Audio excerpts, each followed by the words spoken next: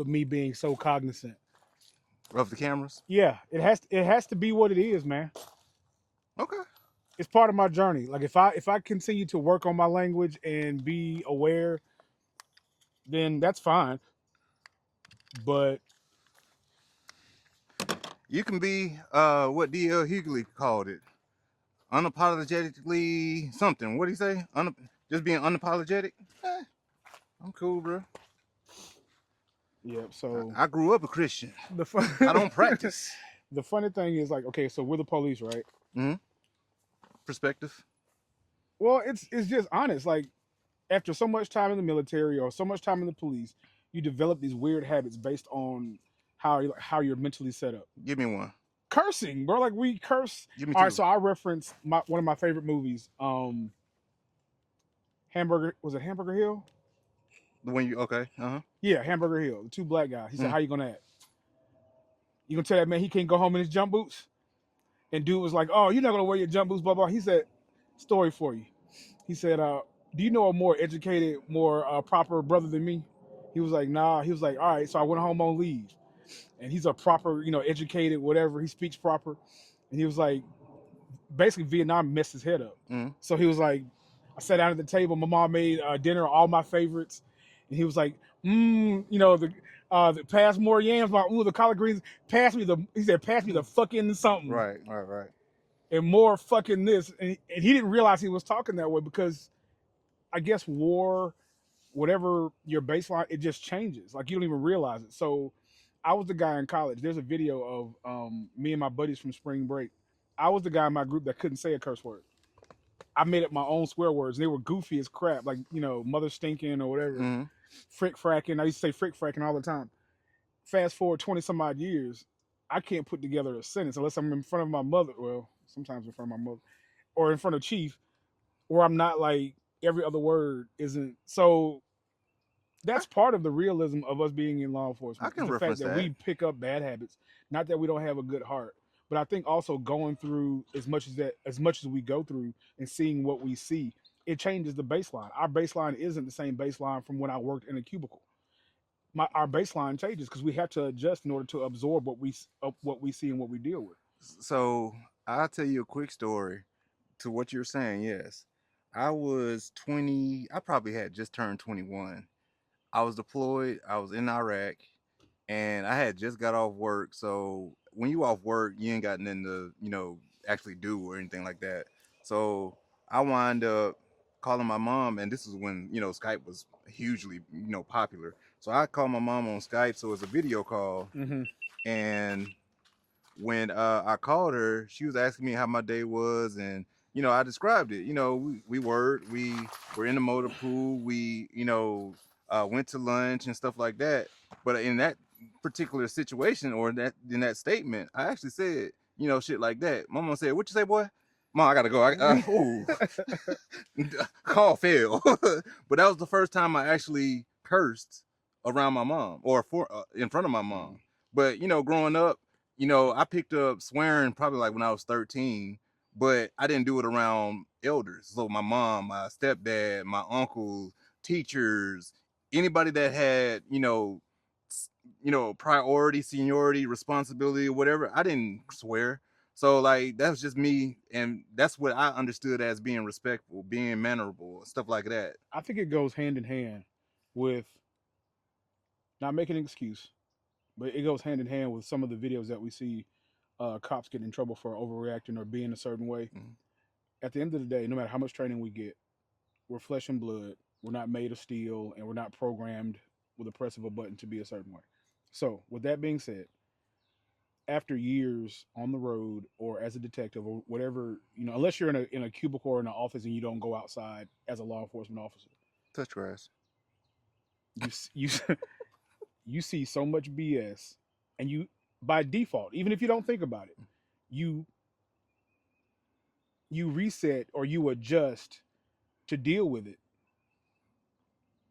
And I I think everybody's different, but you internally, without thinking about it, have to adjust or else you can't deal. And then unconsciously, you become a different person, and the product that you give out to the general public is different. It can't be yes ma'am, yes sir, sweet, because you're not on that old civilian wavelength anymore. You're on a whole other thing in order to deal with life as a cop. So to your point, I figured that's where you were going with it. So the thing that if that was your number one swearing, number two would be the perception of others. So we as cops and law enforcement or whatever the case may be, we go to some of the darkest places and we can be standing over dead bodies and sit there and have a conversation and crack and smile and joke and everything like that. And it's because it comes off as like we're numb to the situation. We're not numb. After probably my first homicide, I was like, okay, I understand, whatever the case may be. But the perspective is when your supervisor gets there and he sees, you and four of your buddies just standing around kicking the shit, joking. It comes off as insensitive if the film recorder or the newscast or whoever was actually documenting that moment. It comes off as, oh, this is how law enforcement thinks a person who's grieving and all this other stuff feels, and it's not that. It's a misconception. We have to deal with a lot of BS day in, day out, whether it be from one another, whether it be from family, whether it be from civilians, whether it be from higher ups. It comes to law enforcement full circle. We get hammered. And a lot of times, most recently, we had a death, near and dear to the city. We had a death. And the next day, it was not necessarily the chaplain or anybody, but the rumor was, hey, if you guys need time off or you need to talk to somebody, this is the And what do we outlet. do? Man, whatever, bro. No, you know what I said? I was like, yeah, that situation is affecting my pay. And like it was insensitive, like behind closed doors, like that's how we talk, but that's insensitive if it were to get out in the public. You know what I'm saying? So I think we have to laugh to keep from crying, but at the same time I don't want to be in a situation where my negative energy is now used as a I weapon don't. towards something I else. don't know. I struggle with that today. Yeah. I'm in my 40s, and I've been policing for what 11 years. How policing was when I started and how it is now. How the public responds, even in just this short period of time. Shoot. For some of the guys that are getting out, everybody's retiring, right? Yeah. Can you imagine what it was like when they started policing in the 90s or the early 2000s compared to? Shit, even the 80s. So I'm struggling with that now. I don't. I struggle to relate with the public, let alone the younger generations. The public has changed no matter the age because of 2025, 2026. How we're perceived basically because of how much exposure and access they have to us via TV and social media. Mm-hmm. Everybody's an expert, everybody's a jerk, and everybody treats us as such. The baseline level of respect for law enforcement is out the window. So I in order remember. to bite your tongue, keep your temper, and not respond to that mess on every other call or every other stop with a pedestrian or a civilian I is almost remember back impossible. when public service was considered like an honorable task, an honorable job, and it meant something to see somebody in uniform, whether it be law enforcement, a doctor, a mechanic, like a badge of honor. It was Mm-hmm. the prime example that I remember that like resonated with me through all of my 20 plus years of public service and and this whole sector or whatnot was when I was in the airport, and I want to say we weren't in New York, we was in Maryland, and a whole bunch of people just saw a group of military. They didn't know where we were going, what we were doing. They all stopped. They all stopped and just gave us applause. And mind you, this was when I was like maybe 6 months into the military, so I hadn't deployed at that point. But that's what we were doing. We were getting ready to deploy. We went from Texas to Atlanta, Atlanta to Bangalore, Maine, Bangalore, Maine to Germany, Germany to Kuwait, Kuwait to Iraq. Mm-hmm. But that moment, if I were to freeze that moment in time, was the last time I felt like I was actually appreciated about what it was that I was, doing, decided to do in my life. Nobody convinced me to join the military. Nobody convinced me to join, the police force.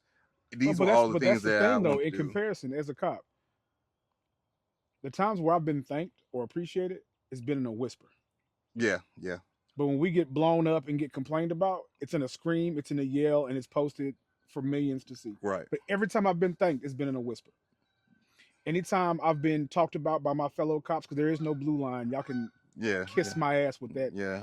The brotherhood. That's one of my biggest disappointments in law enforcement when I first got into it, because there isn't one. A cop will stab you in the back faster than anybody else.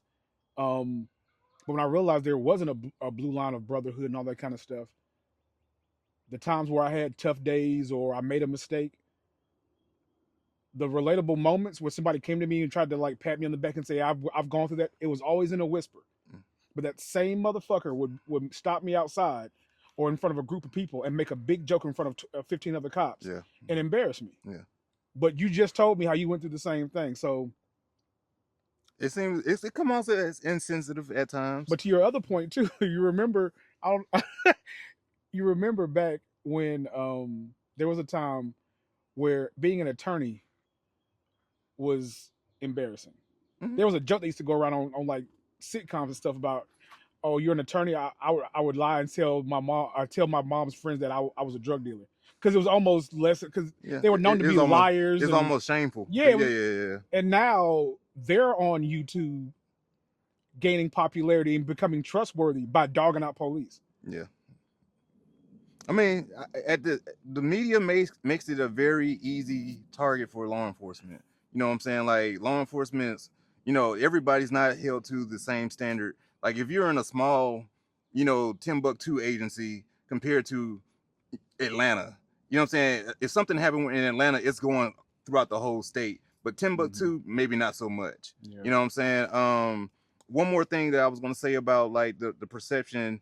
I agree with you. When I left the military and joined law enforcement, I thought the same tradition from the military transition into law enforcement, and it doesn't.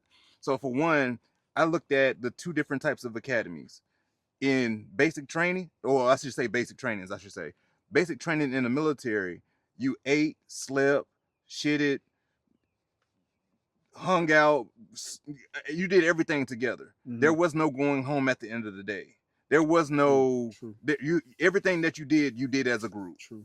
So when I went and did the police academy and I heard the complaints of, oh man, this, oh man, that, oh man, This I was is like, not that. man, you serious? This is not that. This is That's why a when you hear cakewalk. a serviceman talk about their time in the military, it isn't the deployment. No, It isn't the mission.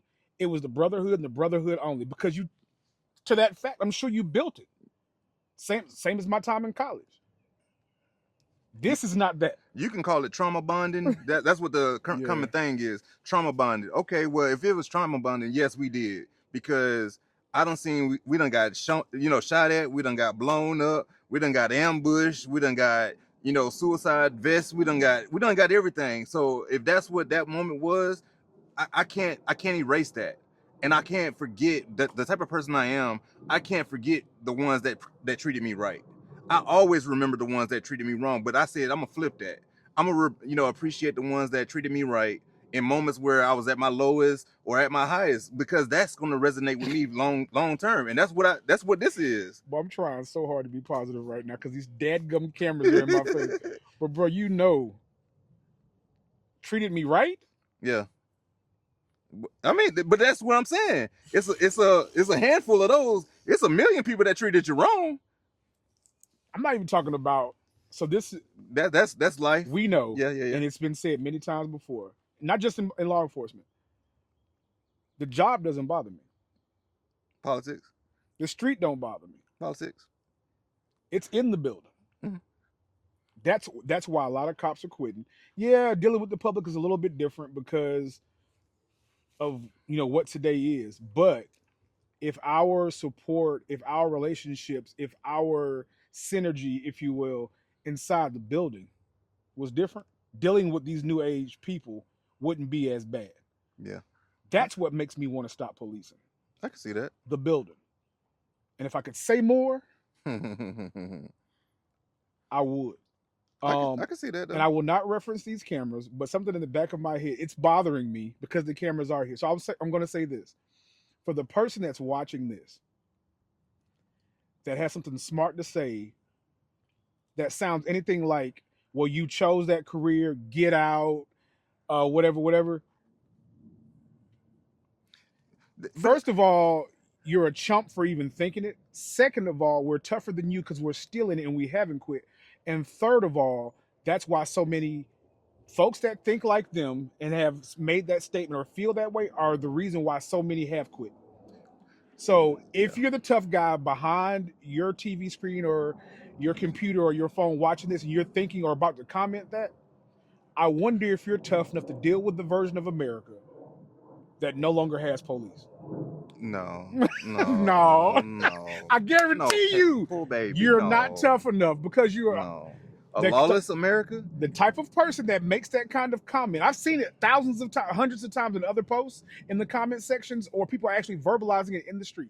The kind of person that thinks that way, that's ignorant enough to think that way, is not tough enough to survive in America where you can't dial 911 or hope the police show up and save you.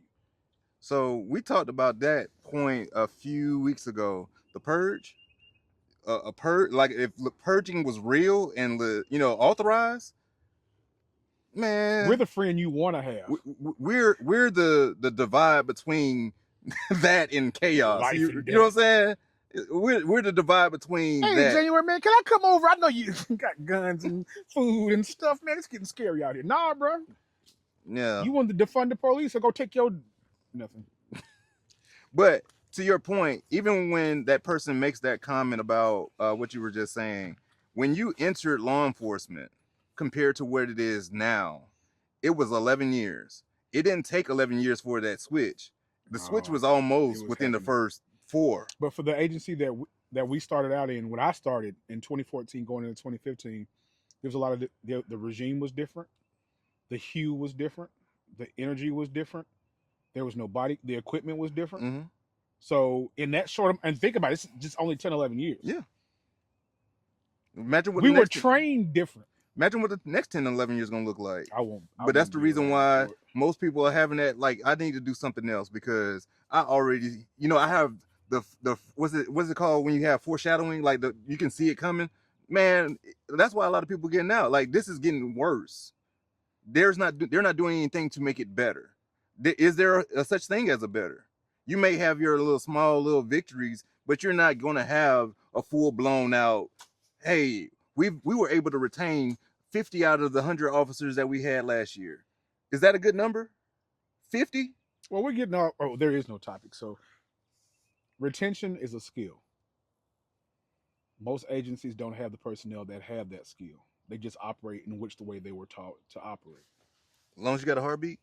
But to defend them, these new age people, 30 and under, that are getting into law enforcement, I don't know if there's a retention skill for those folks. They don't believe in starting somewhere, working for 30 years and retiring.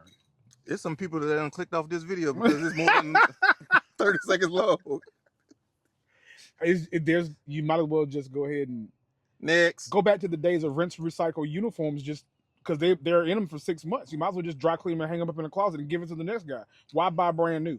That's how long they're sticking around. We're seeing what that closet look like too now. Well, yeah. So that's crazy though, bro. Like, it's weird that we had an idea of what this was going to be about, and something just told me just turn the camera on and let the genuine stuff happen, which is all we ever advocated for. So as I always tell you, my dream scenario, which probably will never happen, especially after COVID,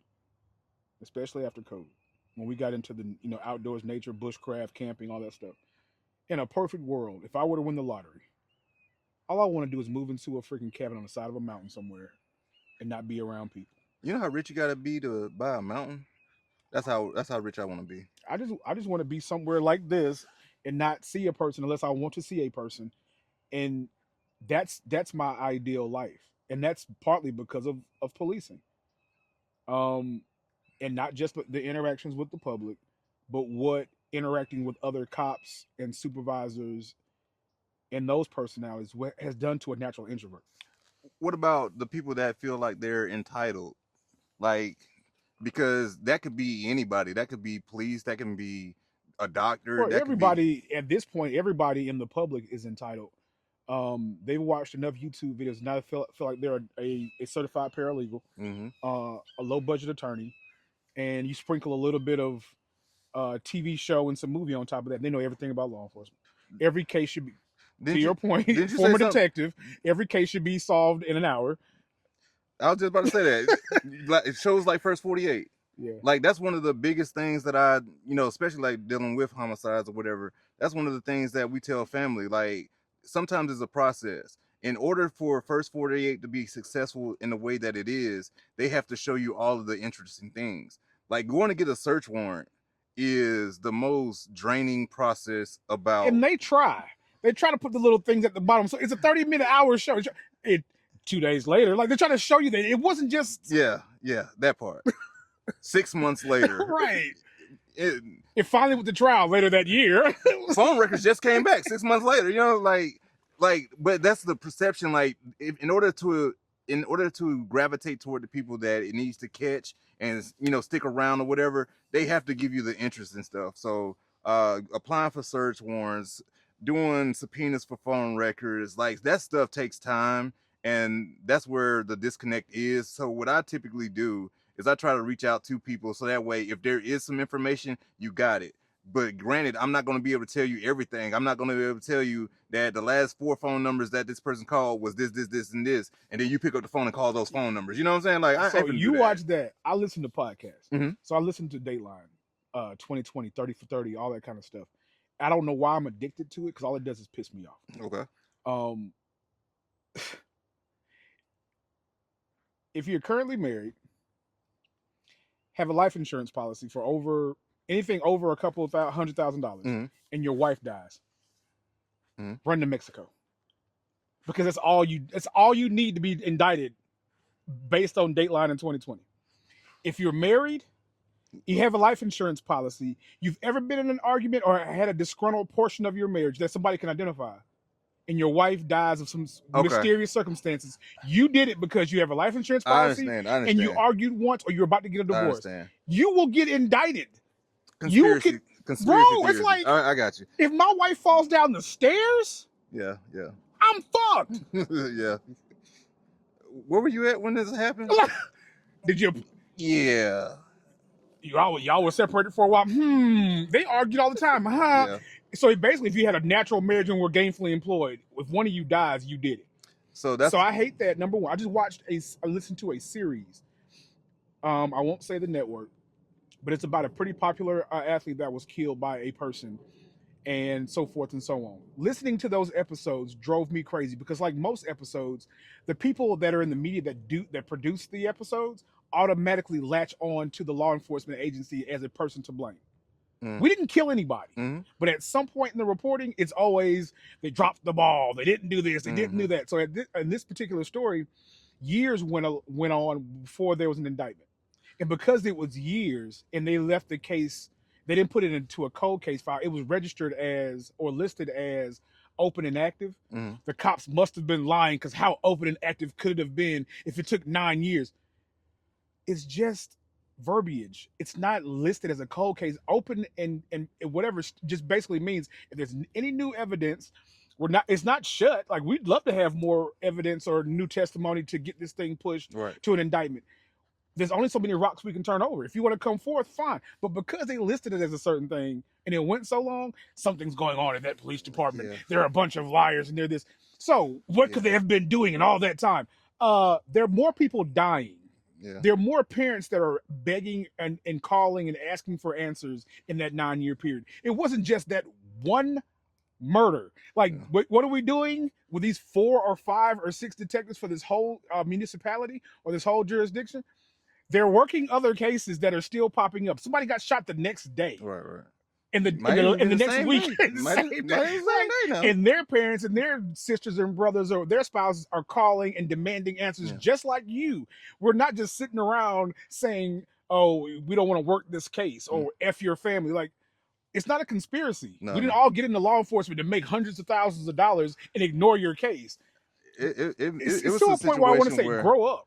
It was a situation that I heard about where the family found out that the detective that was working a case knew the person that was deceased.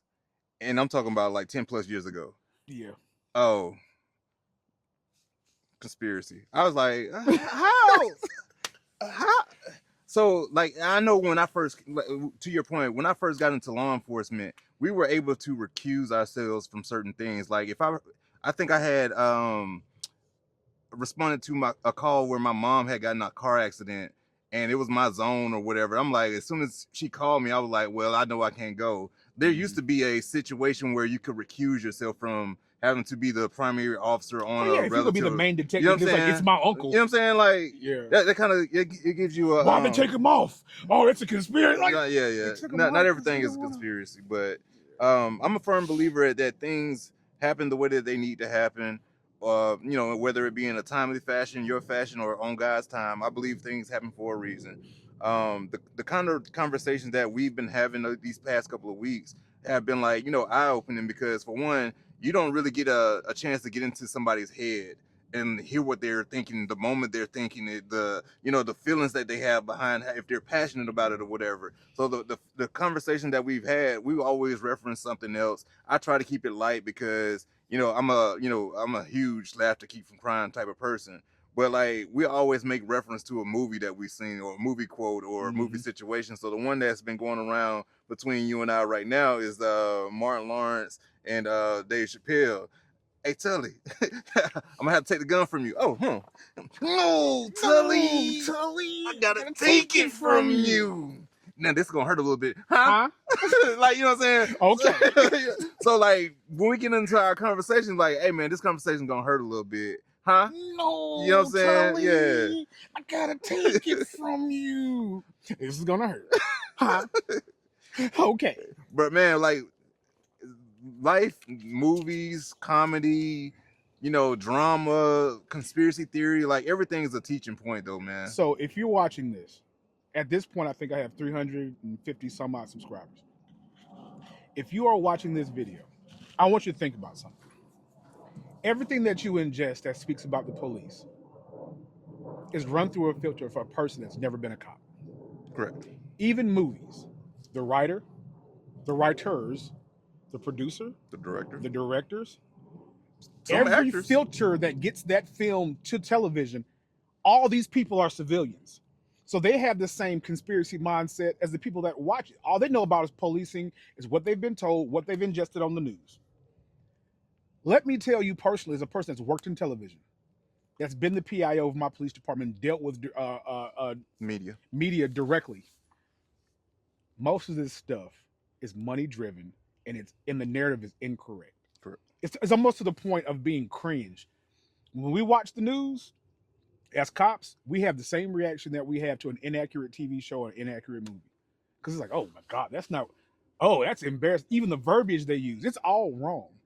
But those network, those reporters, those journalists, they have deadlines and they have bosses. Yeah. And they have to force that story through and get so many views, no matter if the story is wrong, if it's inaccurate, if the players are different, and they don't even care because if it's wrong, guess what you don't hear on the next episode of the news. Hey, I reported the wrong thing. Yeah, you don't hear that. You don't hear that at all. And what's crazy, I don't even watch the news. I stopped watching the news a while ago. To what you're just saying, my mom called me while I was in Iraq, and she was telling me about all the bad stuff that she was seeing on the news or whatever. And mind you, I'm in a pretty bad part of Iraq, but nothing at that particular time had happened. Not saying that it wasn't gonna happen, but like, they're showing soldiers kicking indoors. They're showing, soldiers being injured, vehicles blowing up and everything like that. I'm like, Mom, you might want to cut the news off, but I'm cool. You know what I'm saying? Like, I don't need you calling me every 5 minutes because that's distracting too. If I'm actually doing something, that's distracting or whatever. Mm-hmm. So I stopped watching the news a long time ago. I watch every now and again where, something pertaining to my agency or a case that I'm trying to, reach out to the public and get some assistance on. I watch stuff like that. But as far as like 4:30 coming, let me sit down and watch the news, I don't watch that. No, I stopped a long time ago. Even to it's small stuff. They'll report, this is anywhere in America, they'll report on an incident, say it's an OIS or whatever, officer involved shooting or whatever.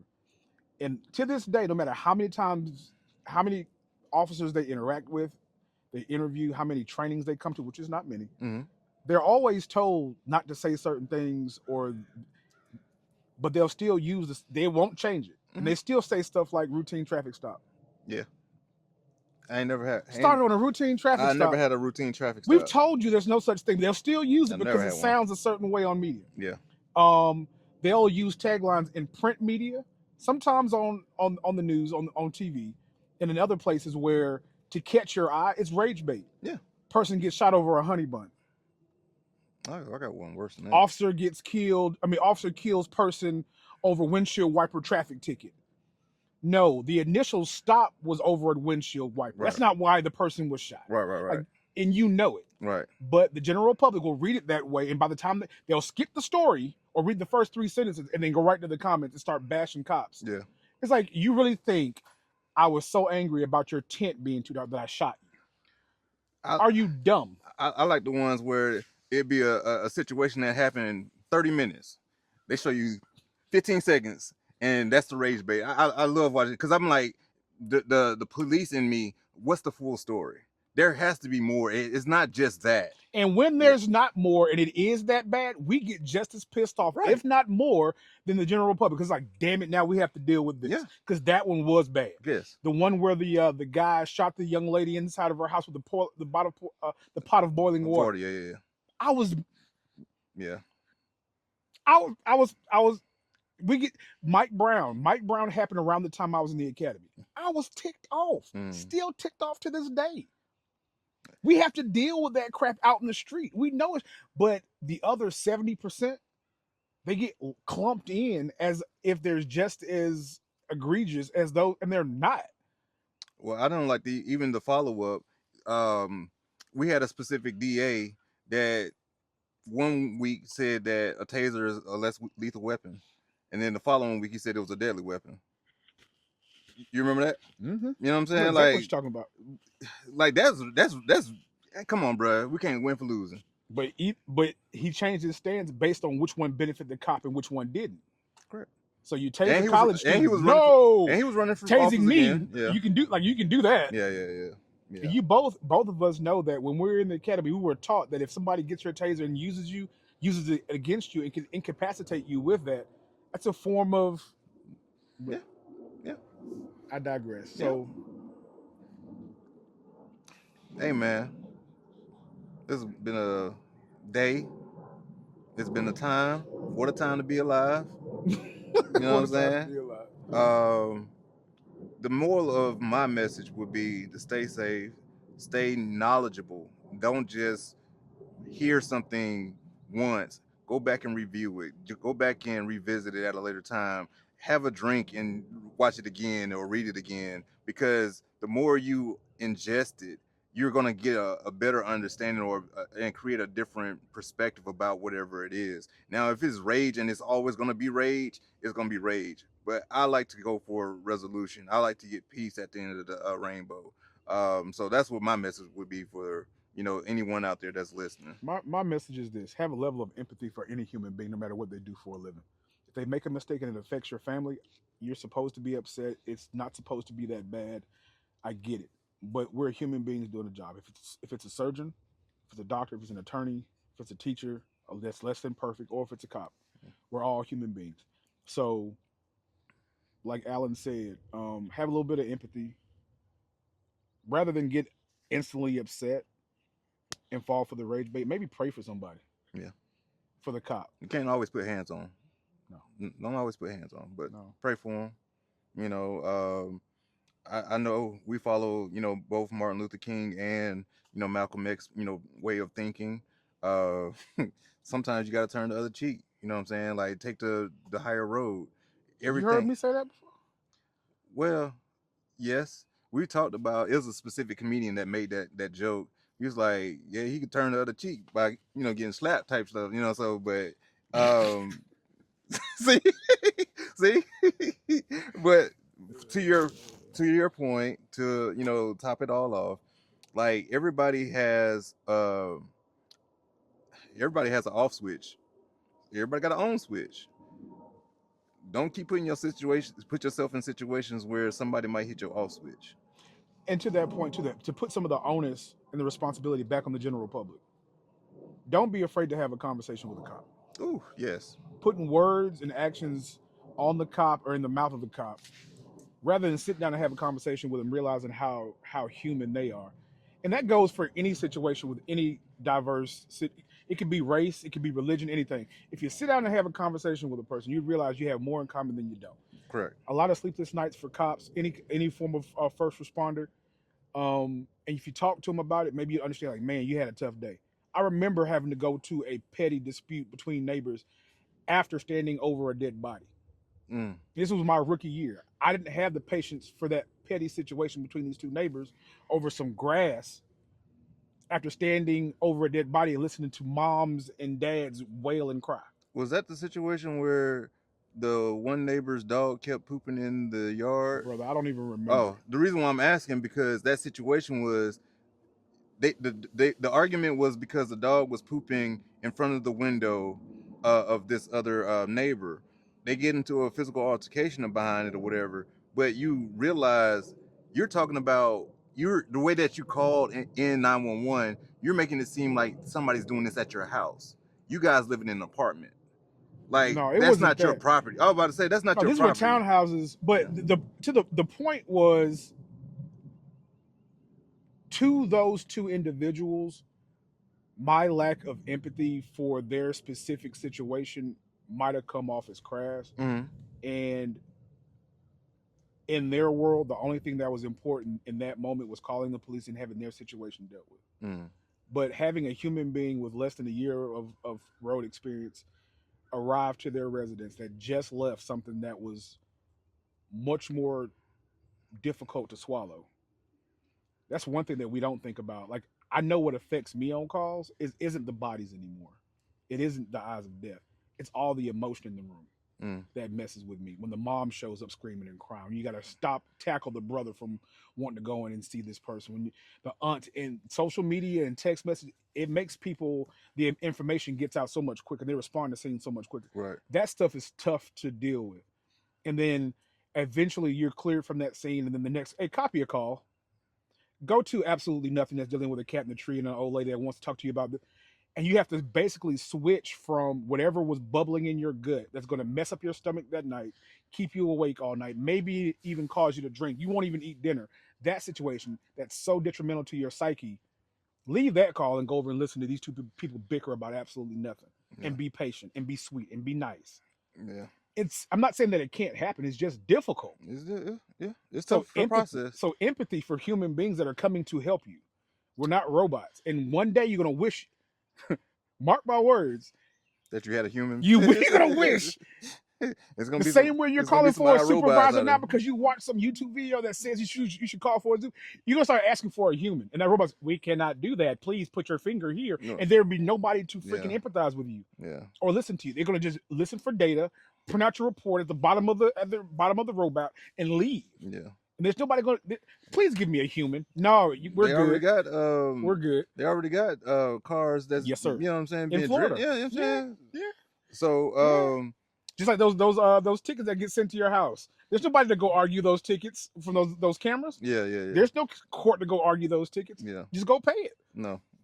There's nobody. Not. I'm not giving you $80. Prove it. Prove 100, sir. Not 80.